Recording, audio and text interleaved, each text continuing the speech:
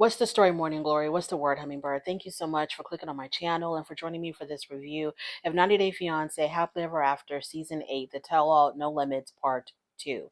So we are still on stage and we're still on the Gino and Jasmine segment. So we're talking about their lack of intimacy and the issues that they're having in the bedroom. And I'm just like, wow, this is more than what I signed up for. This is just way too much information for me. And I'm like trying to understand revealing all of anyways, let's just get into it. So we're at the part now where they were talking about Jasmine had just revealed to everybody that she had found out through looking at Gino's search history that he was looking up pornographic material featuring his ex-girlfriend.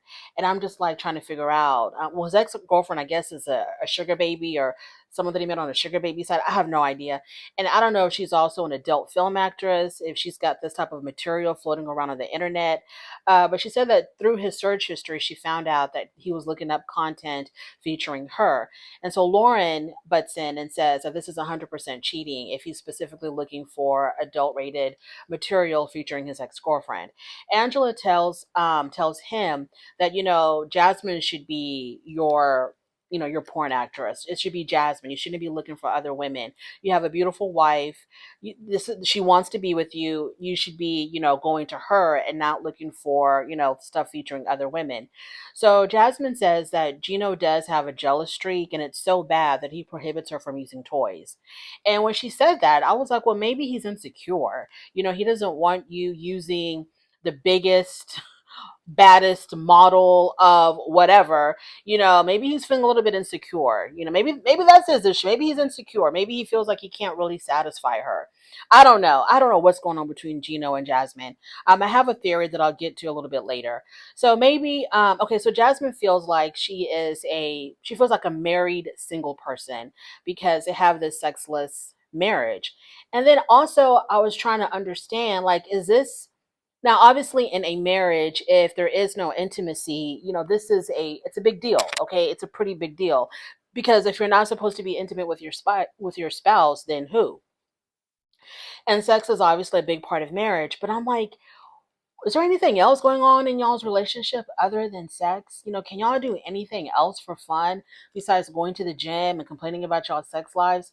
Do y'all do anything else with each other? I get it that it's important, and if that's not going well, and if one person really wants and the other person doesn't, it can be a damper on a big part of the relationship. But I feel like they've got nothing else going on other than arguing, sex, and going to the gym. Him taking her to the gym. So Lauren says, you need to hold her hand and make her feel special. And I'm like, Lauren, all this marital advice that you're dishing out to people, you need an extra check. They're shortchanging you on your money because she was really trying to go above and beyond with a lot of the couples, trying to give them marital advice. But then she refuses to listen to anybody that tries to give her advice about anything. So Sophie says to Jasmine, well, Jasmine, you do say things to Gino that might make him feel less than. And I thought that was a really good point. And I rarely agree with Sophie, but I thought that was a really, really good point that she had brought up. Because can you imagine, for example, if it was the other way around, if a man was constantly degrading his wife and talking bad about her, bringing up how she's lacking in so many areas and how things were so much better with his ex, which Jasmine has done so many times. She'll talk about, oh, sex with my ex was so much better than you. I'd rather go be with them than be with you. So can you imagine if a man were to say that to his woman, that, sex with my ex was better than you? My ex did this and this better. I went to my ex for money to help me get whatever, to help me buy a truck. My ex gave me money for that.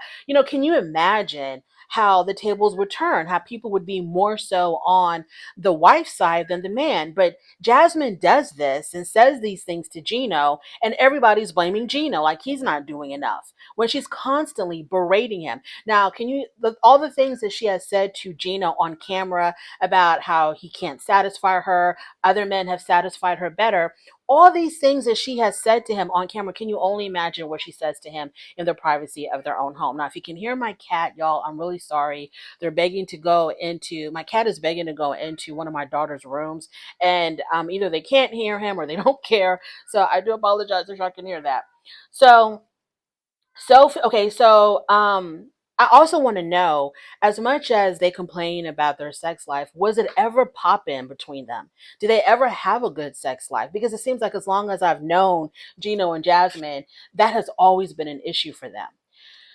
So the cousins are still out. Gino's two cousins are still out, Dana and his wife. And Dana says that Jasmine really wants the marriage to work. Dana puts all the blame on Gino. And I really am wondering, where did Dana make this turn? Because remember, Jasmine hated Dana.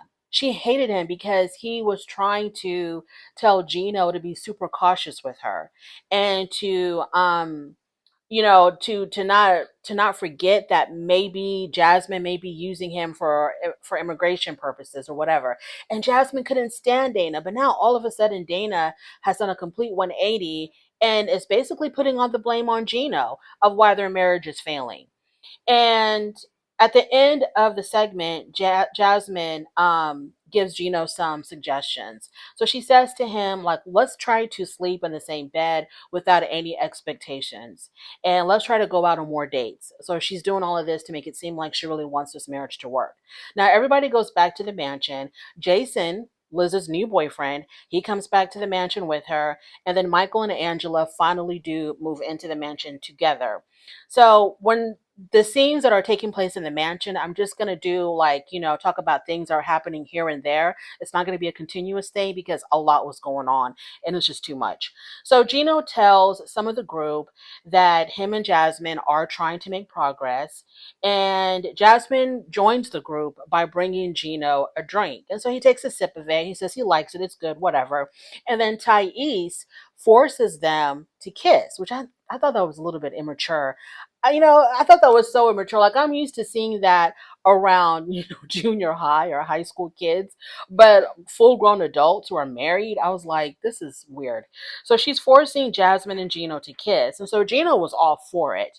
So he leans in, he puts his arms around Jasmine, then he leans in to give her a kiss on the lips. But then it seemed like at the last minute, Jasmine turns her head away and he kisses her like on the corner of her mouth or on her cheek.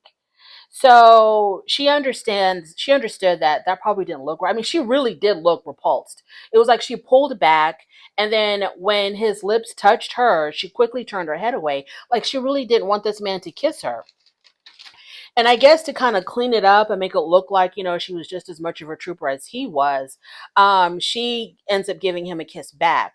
But I was like, girl, the mood is already ruined. It was very obvious that you did not want this man to kiss you. And I was like, I don't understand. You're the one complaining about the lack of intimacy, how he's not romantic, he doesn't want to do anything with you. And then when he's trying in front of everybody, you kind of pull back. So I was really confused about that. It seems like to me that I don't know. I really do believe that Jasmine's got somebody else in the background somewhere. But like I said, we'll get to that later. So Michael and Lauren and Patrick, they're all talking. And Lauren is asking Michael, do you really love Angela? Of course, he says yes. And then Lauren asks Michael, are you in love with her? And he's like, yes, yes, of course, of course. So then Lauren gives him advice and tells him to go give her a drink, go be affectionate with her. Maybe you should give her a kiss, hold her hand or whatever. So he takes her advice, he approaches Angela. And as soon as he approaches Angela, Angela goes off on him. And she starts accusing him of, trying to manipulate other people into making them think that he's the good guy and that she's the bad guy. Her whole thing is, you're trying to convince everybody that you're good and I'm bad. And that's what's really pissing her off. And of course, Angela is delusional when it comes to this because no one has to convince anybody that Michael is the good guy and Angela is the bad guy. Her own actions prove that. Now, of course, Michael has her shortcomings, but her own actions prove that, she's the troublesome one and he's the one that's not. I mean, like he's not trying to convince anybody. Everybody has already pretty much made up their mind from watching them on television. So she starts screaming at him saying that, why are you coming up to me now? You've been ignoring me this whole other time. I'm over here playing pool with these handsome men. You weren't bothered by it. So what are you doing here now? And she's screaming at him that, you're the problem. You're the effing problem. So Lauren obviously looks like, oh, what the hell did I just start? Kobe tries to calm her down. And Angela's like, there is a problem. She's like screaming at the top of her lungs. She is screaming, there's a problem here. Can't y'all see there's a problem here? And I'm like, yes, Angela, there is a problem here. And the name of that problem is Angela. It's you. I'm just like, girl, every time this man opens his mouth, you just start screaming. I don't know if she's trying to perform for the cameras. I don't know if they're like giving her bonuses, like the louder you scream and the more you scream at him, we're going to give you more money. I don't know what the hell is going on with Angela, but every time Michael opens his mouth to say one solitary word, she just completely goes off on him. So then Lauren tries to come to the rescue, and oh, I'm sorry. Before we get to Lauren, um, Ashley tries to intervene. Ashley tries to intervene. She gets only one word out, which is, hey. And then Angela turned on her and told her to stay out of their business. So then Lauren tries to approach her and tries to explain, Lauren and Patrick, they both try to explain to Angela, hey, don't go so hard on him. Look, we're the ones that told him to come up to you. It was us that do that. Angela wasn't trying to hear any of that. She didn't give a damn. She didn't care. So Dr. Kobe, okay, because Kobe now has turned into a marriage therapist, he prescribes to them, why don't y'all just have sex? Just go and have more sex. Just go have sex. And I'm like, Kobe, is that your solution to everything? Is that what you and Emily do? And that's why she's constantly pregnant. Your solution is just to have sex whenever there's a problem, whenever there's like a deep underlying issue in a marriage, just have sex. So none of that is working. Now we come to the dinner scene. So everybody's sitting at the dinner table, and Ed, for some reason, you know how Ed is. Ed always has to make sure that he gets his point across. No matter how late in the game, no matter how far we've all moved on from what's still going on in your mind, from what you think is still the issue. We've all moved on from Taco Pasta Gate. He still feels the need to bring it up. And so he wants to tell everybody, hey, I just want to make one thing clear. I don't think I really understood exactly how horrible Liz was acting on Taco Pasta night. So I'm going to call my sister, and she's going to tell y'all exactly what went down. Nobody wants to talk to your sister, Ed, because nobody really cares. I mean, Liz could have been standing on the dinner table on taco pasta night, and she could have been screaming at you and berating you and throwing taco pasta at you. We really don't care because we've seen how horrible you treat her. So whatever she did that night, it doesn't even matter anymore. We've moved on from that. We don't care. Y'all are broken up. She has a new boyfriend. You're giving them the blessings to, to move on and be happy, be fruitful and multiply. Just get her the hell away from me. I'm over Liz. I've moved on from Liz. We don't care anymore about taco pasta night. He literally calls his sister, puts her on speakerphone, and asks his sister, so can you tell them exactly how Liz was acting? The sister starts back to the beginning of time about how they went to the grocery store and about all the ingredients for the taco pastas. And I'm like, what is going on here? So when she finally got to the point, because it kind of like had to speed her along, and they're like, exactly what happened at the dinner table? Was Liz yelling at him? So the sister says, well, Liz was acting the way she's acting now. So both Ashley and Thais were telling the sister, well, she's not acting any kind of way right now. She's actually acting very normal. And so Ed was trying to get his sister to say, oh my God, Liz was out of control. Liz was a raging maniac. We thought that we had to tie her down. No, the sister was just like, no, Liz was acting the way she's acting now, which was normal. So Jason tries to intimidate Ed. He was like, don't you talk to about Liz like that, or whatever he was saying. He actually got out of his seat. He walks up to where Ed was sitting, and I think I'm remembering it correctly. I think he walked over to where Ed was sitting, and he kind of like puffed out his chest at Ed and was like, don't you ever say anything bad about Liz again. I'm like, Jason, sit down. Please sit down. You don't have to prove your masculinity or your manhood or whatever you're trying to prove to Ed. We all know that you're probably the better choice for Liz than Ed. Okay, we really don't know you, but so far it's like, okay, whatever, you're a better choice than Ed was. You don't have to prove anything. Please sit the hell down. This is not necessary. Okay, the one thing that a man never has to do is to prove how manly they are next to Ed, because we all know how Ed gets down. Ed is not the best boyfriend. We've seen how horribly he treated Liz. Um, so yeah, we don't need the extras, Jason. So Ed tells Ashley, so after dinner, they're all hanging around having drinks. You know how it is. The producers want them to get very liquored up. They're all standing around having drinks. Ed tells Ashley that Liz's plan from the beginning was to take all of his money. He says her plan all along has been just to take my money. What money? What money, Ed? So Liz joins into the conversation, and Liz says to everybody, well, referring to Jason, she says, this is the first time that I can actually look up to someone physically and mentally. And then Ed says, well, you have sloppy sex.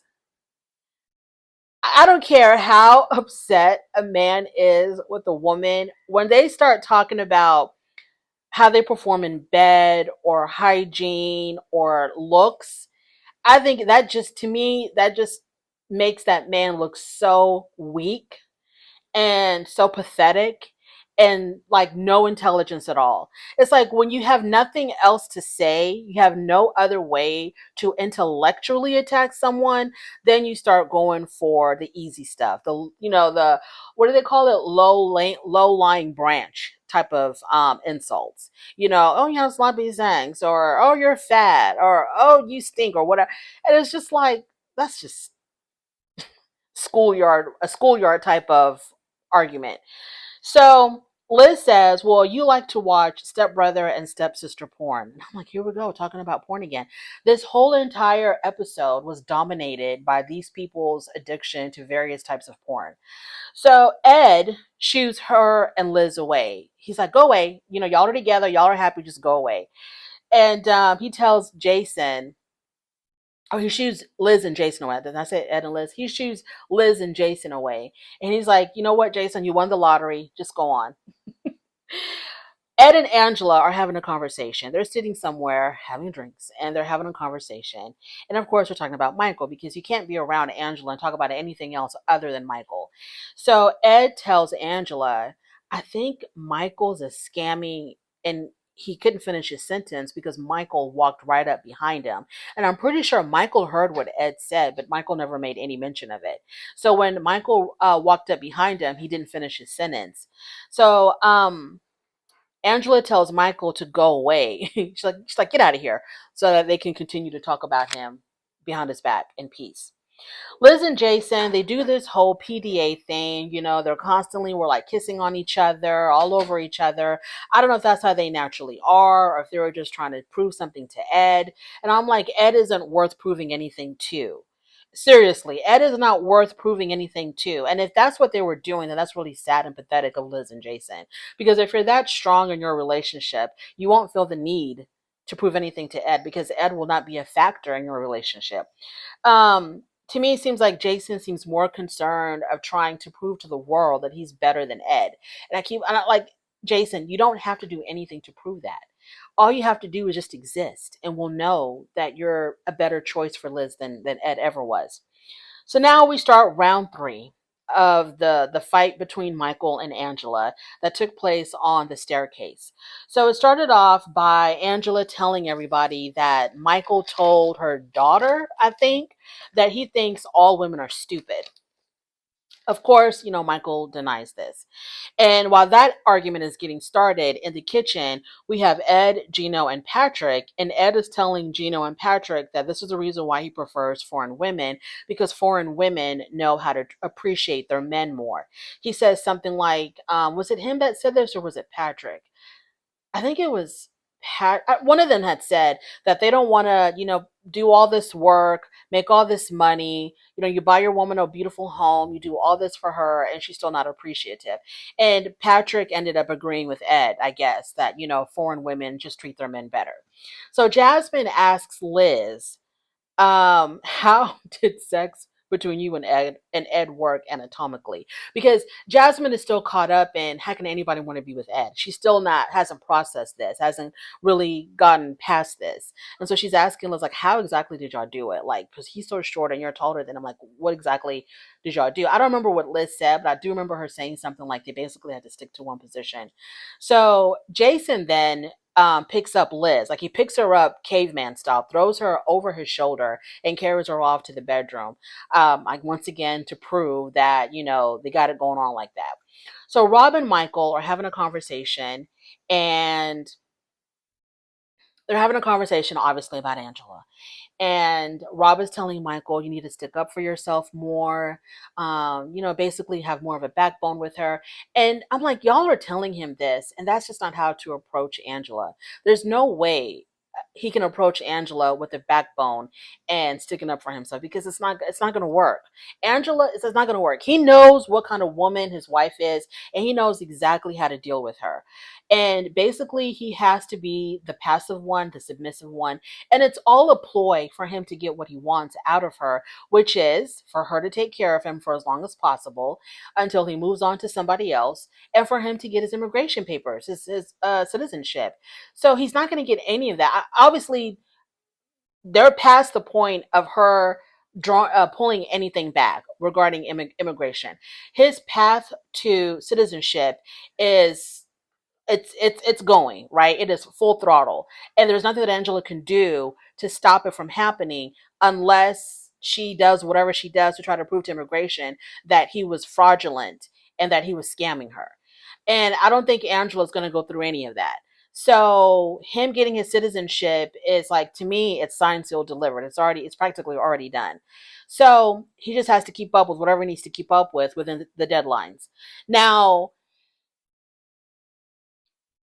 he can't go too hard on Angela, even though he's here in the United States already. He can't go too hard on Angela because he really doesn't know how far Angela will go. He doesn't know if Angela would make that call to immigration to report him of conning her and scamming her and all of this, because, she claimed she hired a private investigator. She hired a private investigator to collect evidence against Michael. Why else would she want evidence against Michael other than to try to get him thrown out of the country? So he still has to play the long game, not the short game. And the long game requires him to be passive, to be to kind of let her have her way, to, like, let her go crazy when she wants to go crazy, and not to be too combative or argumentative with her. Okay? He just has to lay low until he gets his citizenship.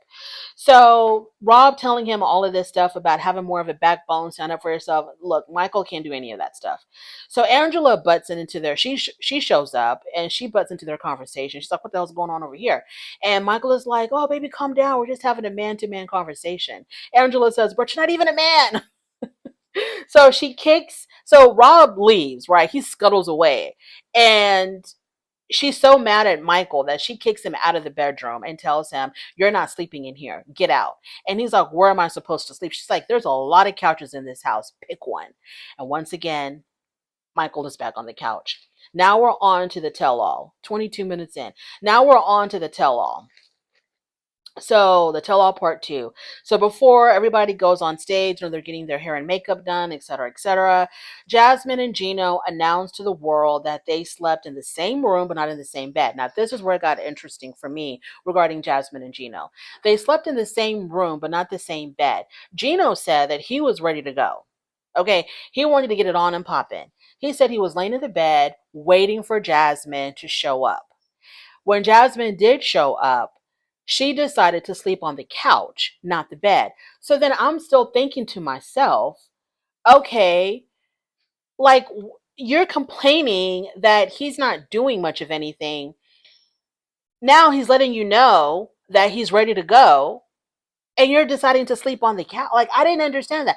The only thing that I can come up with of why she's making a big deal about Gino doesn't want me, Gino doesn't touch me, Gino doesn't want to have sex with me, he's not attracted to me. But then when he's showing something, he's like trying to work on the intimacy, and you're denying him. The only thing that I can think of is that she's probably has a boyfriend and doesn't want the boyfriend to think that her and Gino were sexually involved. She probably does have a boyfriend, and she's probably saving herself for her boyfriend. That's the only thing that I can think of. I don't know what else it could be, because she made such a big deal about him not having sex with her, and then when he's showing that he does want to have sex with her, she doesn't want to have sex with him. So that's still, that conversation will continue on stage. We'll get to that later. So um while people are getting their hair and makeup done, Lauren asks Ed if she goes to Ed, she says to him, "Do I still look like a bottom feeder to you?" And the reason why she brought this up was because initially she was being interviewed, and they asked her, the question was, who on the 90 Day universe do you not like? And she said that she absolutely loathes Ed. So Ed caught wind of this, and when he was interviewed, he said that Lauren was a bottom feeder, and that he thinks that she's a chauvinist, I guess like a female chauvinist, where she, favors women over men and always criticizes men but doesn't hold women accountable. So he called her a bottom feeder because she said that she loathed him. Now, to me, they're equal. Okay, it's equal now between y'all. You said you loathed him, you don't like him, whatever. He said he called you a bottom feeder. Let's just end it. It's not a big deal, y'all. We understand it. Y'all don't like it. It's fine. It's not a big deal. I don't know why Lauren wanted to make it a big deal by bringing it up.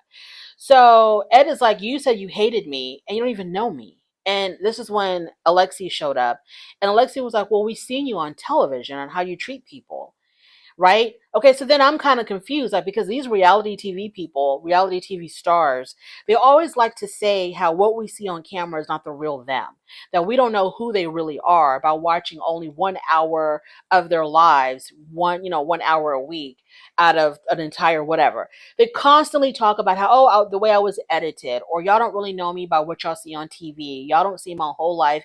Y'all only see what the producers want you to see, or you only see what I want y'all. Always bringing up excuses about this, not the real them. So now, okay, we have reality TV stars saying about another reality TV star, hey, we don't like what we see on television. That's why we don't like you. Now Ed is like, oh, you don't even know me. You don't even know me. It doesn't matter. We see enough on television to come up with our own conclusions. Okay, now I really digressed on that. So he also tells Lauren that, you want to portray, no, Jasmine. So Jasmine steps in, and she tells Lauren, well, Ed was saying, he was telling us the reason why he doesn't like you is because you always try to portray your marriage like it's so perfect. And, you're constantly giving out advice to everybody else because you think your marriage is so perfect. When Jasmine said that, even though she was trying to throw Ed under the bus by revealing to Lauren what he was saying behind her back, I think that she was really truly attacking Lauren. I think that Jasmine really has an issue with Lauren, and she couldn't wait to tell Lauren what Ed said, because I think she believes the same thing that Ed believes. Moving on from there. So Angela and Michael show up. Kobe goes to talk to Angela and Michael. I don't know why he felt the need to do this. I don't know if it's just the fact that him and Michael are both from Africa, so he feels like he always has to show up and give advice. I don't know. But he goes to, because if I was on this show, I would stay the hell away from Angela. But anyway, he goes on, not because I'm scared of her, but because of the fact that I just don't want to hear all that yelling directly in my ear all the time. So Kobe goes up to Michael and Angela, and he's like, trying to make sure that they're okay. And he wants Angela to stay calm and allow Michael to speak. Angela goes off, because anytime you talk to Angela about Michael, she's going to go off. So she goes off. She starts yelling and screaming. Everybody's looking around like, what is really going on here? Angela says that she is not going to do this. She gets upset. She's like, I'm not doing this. And so she pretends like she's leaving. We all know she ain't going nowhere, because the cameras are not going to follow her to wherever the hell she's going. And she has to be the center of attention. She has to be on camera. So she's not going very far. Trust and believe she's going to be back. So she acts like she's leaving. She takes her suitcase with her, and she rolls right off the stage, or wherever they were at in the back room. Alexi asks, this is what I thought was interesting. Alexi was asking the group, what if Michael really is scamming Angela and she's actually right? And I was kind of surprised because, for the most part, except for Ed, everybody has really been on Michael's side because Angela's nuts.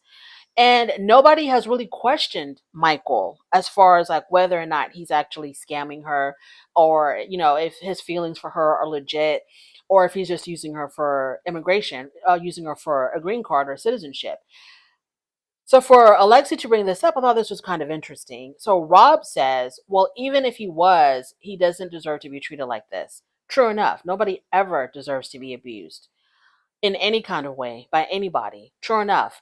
But I don't think that her abusing him should wipe his slate clean regarding him using her for citizenship. I feel like they're both wrong. I think that they should both own up to their wrongness and then go their separate ways. And Angela, if Michael ends up getting his citizenship off of your back, off of him scamming you, so be it. You just have to use that as a lesson learned, because Angela, there were so many red flags for you that you chose to ignore. And Michael, same thing. Michael is the one that kind of came up, or kind of will come out of this probably as the winner, because he got what he wanted. Angela didn't. If Angela was expecting a husband, I don't know if she's expecting a husband or a servant, or what she was expecting out of Michael. Whatever the hell she was expecting out of Michael, she didn't get. He's the one that's going to end up getting what he wanted, which is citizenship. So, Angela, take it as a lesson learned. Now you just know better. Now you're a little bit wiser. And yeah, moving on. So now it's showtime, and everybody's on stage initially, except for Michael and Angela, but they'll be joining us soon, because wherever they were at, there were no cameras there. So Angela is going to come on stage where the cameras are at. So Jasmine said that they talk about her and Gino and how their night went, and Jasmine tells the group that, hey, we didn't have sex. And the reason why, she says, is because it wasn't going to be natural. It was going to be because they felt pressured by everybody else to do it.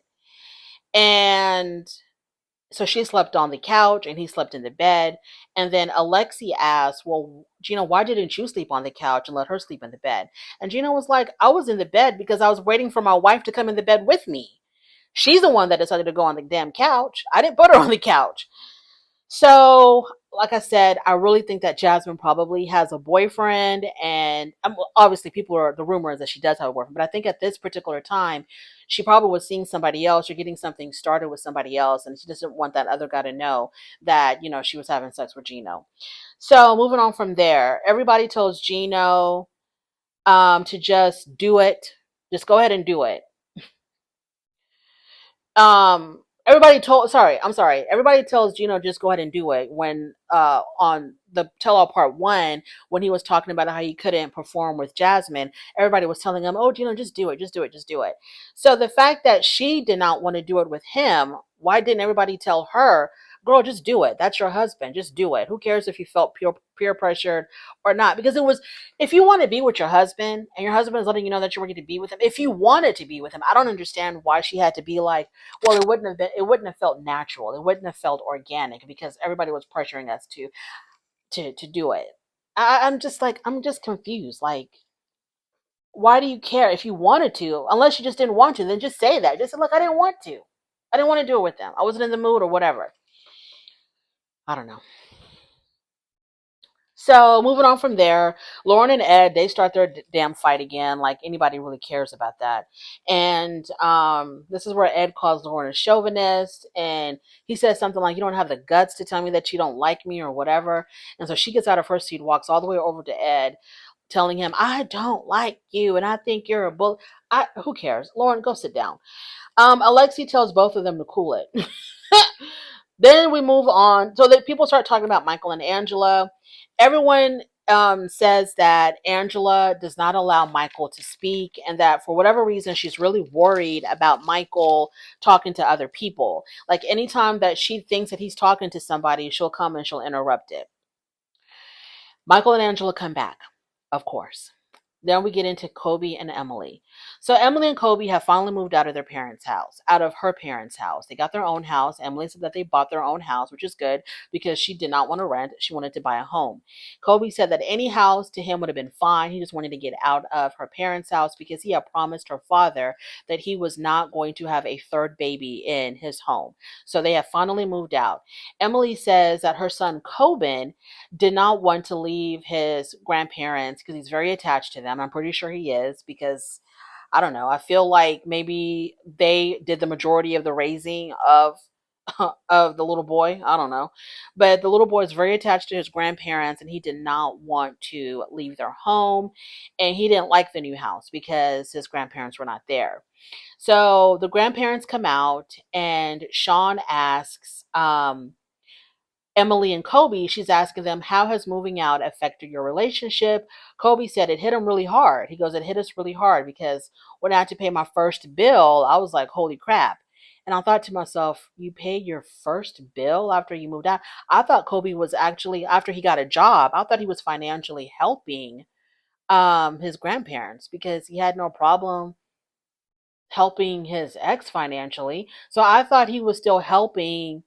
I thought he was helping his, not his grandparents, his in laws. I thought he was helping his in laws when he got a job. So that was crazy to me. Yeah, David, Emily's father, he is an extremely gracious man to allow these two grown adults who keep on popping out babies to stay in his house without having to help out financially at all. It's Kobe, Emily, and two kids using up groceries, utilities, and everything else, and it's one person paying for all of that. So Kobe shows a lot of appreciation towards his father-in-law. He got emotional. He started crying, talking about how when he came to this country, David did so much for him, and he never had to worry about having a roof over his head, never had to worry about having, food in his stomach because David really went above and beyond to welcome him, to take care of him, to show a lot of love for him. And it was a very emotional moment because even David got emotional too. And Emily says that her husband and her father are extremely, extremely close. So David says that he couldn't ask for a better son in law. And I thought that was just the sweetest thing. Emily says that sometimes she felt like Kobe was not on her side enough. Like she felt like, he was always taking her parents' side instead of hers. And Kobe said it's a cultural thing because in my culture, we always respect our elders no matter what. Even if you believe that your elders are wrong, you always show them respect. And I wasn't going to go against the people that are taking care of me, to side with Emily and her nonsense. So yeah, I'm going to side with my in-laws. And Emily felt some kind of way about that. So Valerie shows up remotely from Cameroon, and he still has issues with Kobe marrying a white woman. And Angela was like, "Well, what do you mean you have issues with him marrying a white? What's wrong with him marrying a white woman?" Now Ashley tried to butt in and explain, try to stick up for Valerie and kind of explain exactly what he meant by that. But Angela shut her up. It's like, "I'm not talking to you. I'm talking to Valerie." So Angela says it's very disrespectful for Valerie to say that, this thing about, how he's having issues with his friend being married to a white woman. Now, Michael says, I think that they're using the term white interchangeably with American. It's not because of the race, it's because of the culture. So Michael was trying to explain that, he probably expected Kobe to marry someone within their culture, to keep the culture going, to keep the culture strong. But, being with an American, the culture is so vastly different from what their culture is. So that's the issue, really, was like he was stepping out of his culture to marry somebody else. It really wasn't about the race, it was about the fact that she's American, not because she's white. So I think that maybe Valerie uses the word white interchangeably with American. I don't know. So Kobe talks about how he is still trying to teach his children, Cameroonian culture. It's really important for his kids to know where they come from, to still, to learn about their roots, et cetera, et cetera. Emily says yes, he's a very involved father. He does a good job in teaching them about their Cameroonian culture.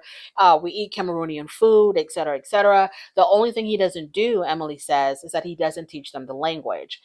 And Emily, so Kobe talks about how that's pretty difficult. And even Alexi jumped in and said, yeah, that is very difficult because no matter how hard you try, you have to accept the fact that your kids are going to be growing up American. You know, you can try to invoke your culture in them or instill your culture in them. At the end of the day, they're going to grow up to be American. So they talk about Emily being bossy because, you know, Valerie had mentioned that, how he couldn't stand the fact that Emily was so bossy. Kobe also says that that's hard for him to accept how bossy she is because he wishes that she was more like a Cameroonian woman and a little bit more passive. Then they talk about the name of the third baby. They don't know at this point, they didn't know if they were going to have a boy or a girl, but Kobe had said that if they had a boy, he wanted his son to be named after Valerie. And Emily was like, hell no. And I'm like, hell no. No, Kobe, are you crazy? Like, why would you want that? If anything, why don't you name your son? They ended up having a boy. I don't know what the child's name is though, but they ended up having a boy. Why wouldn't you want to name your son? If you have to name your son after somebody, okay, he can't have his own name. You want to name him after somebody. Name him after David, your father-in-law, who you showed so much love and appreciation for. Name him after David.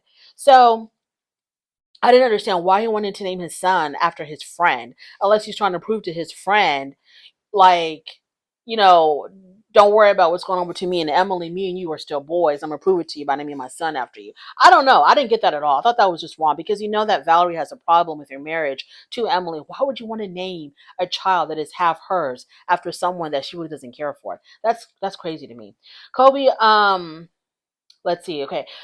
They talk about, Emily says because the child is coming out of her body, she's gonna have to be pushing out the child. She's not in. She's gonna name the child. She's. I'm gonna name my son whatever the hell I want to name him. I don't care what Kobe says. Kobe says if she can't name his son after Valerie, he's gonna be a real monster. He goes, I'll still love my child, but I'll be a monster. It's like, what the hell does that mean? They talk about Kobe's Cameroonian girlfriend. They spent a lot of time on this, which is to me is a little bit pointless. But this is the situation, y'all. I feel like the reason why the ex-girlfriend is a topic of conversation at all, period. Number one, Emily didn't bring it up. When they went to Cameroon, it was Valerie that brought it up to Emily. He was like, by the way, and they showed the clip. By the way, when y'all were in China, you know, Kobe still had a girlfriend in Cameroon. That's what brought all of this up. And I think when Valerie brought that up, it woke something up in Emily. I think that she's been kind of like hiding or burying deep inside her brain that she doesn't really want to think about, which is Kobe with her only because she ended up getting pregnant? I think that's kind of been nagging on Emily's mind for a very long time. And I think whenever that voice pops up asking her that question, she pushes it away. But then when Valerie brought it up when they went to Cameroon, I think this kind of woke that up again in her. So this is what made her want to have Kobe have this meeting with this ex-girlfriend, because she wanted to hear from the ex-girlfriend exactly where were y'all in y'all's relationship when he went to China, and when did y'all's relationship actually end. Now, Kobe was very, very, very vague about when he ended things or if he even ended things with his ex-girlfriend. He was extremely vague. Sean asked him very pointed, direct questions, and he was very vague in his answers. For example, Sean says, were you in love with your ex when I don't know when he proposed or when he met Emily? Was he still in love with his ex? He never gave a straight answer. He didn't say yes or no, but he said that if he had wanted to go back to Cameroon, he could continue his relationship with his ex-girlfriend. Um, Up until he came to America, I think he was still sending the ex-girlfriend money. I don't think he was sending her money after he arrived in America, but up until he showed up in America, I think he was still sending his ex-girlfriend money. So they asked him why, and he was like, "Well, you know, it's just me assisting somebody back home." What? No, no, no, sir.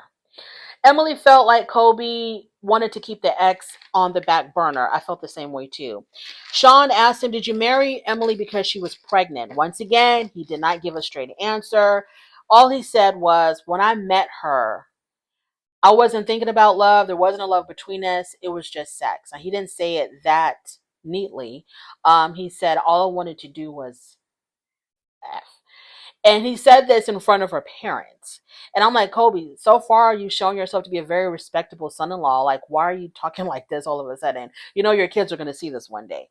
So anyway, he says, when I met her, it was just sex. nothing about love. But as I got to know her, he says he began to have love for her, or he began to fall in love with her.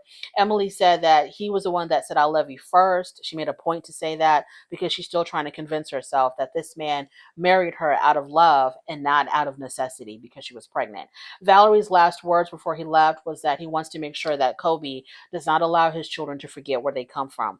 Angela, so we'll move on from there. I think, okay, my last thoughts on Kobe and Emily. I think that Kobe married her because she was pregnant. Because I think Kobe is always trying to do the right thing. And I think he married her because she was pregnant. I really do. I think that now he has love for her, very much so. But I think he married her initially because she was pregnant. Angela and Michael.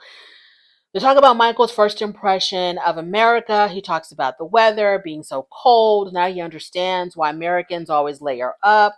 He talked about the food, and his favorite food is chicken nuggets. So then Sean says to Angela, like, what are your pet peeves about Michael, or what have you learned about Michael since living with him? Angela says his wet dreams are real. And I was just like, oh my God. I know she didn't say this. Angela goes out of her way to embarrass this man. That was not necessary, Angela. She says that he's a good grandfather, that the kids are very close to him. She's got one grandson who is really happy to have another man in the house because he's surrounded by females. And her grandkids, they love him and they're close to him. They talk about intimacy issues. Angela says in the beginning of our relationship, it was great. 36, 37 times in the 2 weeks or however long she would go visit him in Nigeria. They'd be doing it, like bunny rabbits. But since he's arrived in the United States, he has not touched her at all, not once. And he says it's because since the cheating, so he admits that he cheated on her because he says since the cheating, she hasn't let it go. She constantly brings it up, and that affects him mentally to the point where he can't be intimate with her. And I'm like, this sounds oddly familiar. A man talking about how his wife was so, emotionally or mentally abusive to the point where he can't perform. Okay. I wonder why nobody's telling Michael, just have sex with her. Just do it. Just do it already. So Angela goes off on him again, asking, well, how do you expect me to forget about it when you cheated on me? So then they bring out Skyla. They ask Skyla, how has it been for your mom since Michael arrived? Skyla says that her mom has been unhappy ever since he came to the United States. Skyla tells us that Michael avoids her mother, that there is no affection between them. He is not sweet to her at all. Angela says that she goes out to eat alone a lot. They're like living separate lives. Michael says that when he does try to spend time with her, she fights with him. And he's over that. He doesn't want to do that anymore. Angela says, why didn't you just stay where you were then? And then he goes, then send me back home right now. Next week, the private eye comes out with his results, his findings of his investigation. And all I can say is that if there is a hint, a possibility of Michael cheating on Angela, we need to put Michael in the witness protection program ASAP. He needs to go into witness protection, or he needs to have 24-hour bodyguards around him. And I wonder if whatever this investigator found out, I wonder if this is what led to him running away from Angela. I wonder if we'll ever know exactly what happened. I don't know. Thank you so much for joining me. I really do appreciate it. On your way out, please don't forget to rate this extremely long video. If you like this content, I promise you, I don't do 47 minutes all the time. If you like this content, please subscribe to my channel, and I'll definitely talk to you later. Bye.